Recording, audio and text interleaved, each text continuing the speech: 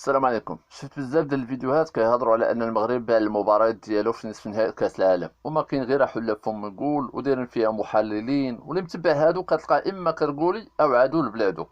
الا كانت هضرتكم بصح ان المغرب خسر باش يعترفوا ليه بالصحراء، فهذا ما كيزيدنا الا قوه، بالرغم من ان هادو اللي كيقولوا هاد الهضره ما عندهم حتى دليل، فقط باغيين غير المشاهدات واللايكات ويطلعوا الباجات ديالهم ويطلعوا القنوات ديالهم. اللاعبين داروا الاستثناء في هذا المونديال، واللي ما داروا حتى افريقي او عربي، داروه المغاربه الحرار، وما يسالونا الا اننا نفتخروا بهم ونشجعوهم حيت رفعوا الضرب ديال البلاد. وتعزف النشيد الوطني سبعات المرات هو كيتعزف النشيد الوطني، يعني من بدايه ديال المونديال الى النهايه ديال المونديال. وغادي نقول لدوك المحللين ديال جوج دراهم او جوج دريال للاحرى، خاصه المغاربه، راكم كطعنوا في ظهر البلاد وما حاسينش. البلاد خاص اللي يدافع عليها ماشي اللي يهرسها.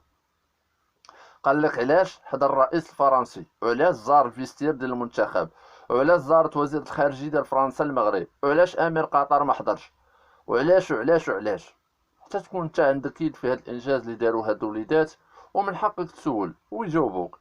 انت غير زايد على هاد البلاد، ماشي من حقك تسول علاش. وغادي نقول لك شجع بلادك، ماشي تكريتيك الكريتيك الخاوي. هادشي خليه للهكاويون والكراكله اللي ما عندهم ما يدار مقابلين كاع المغرب.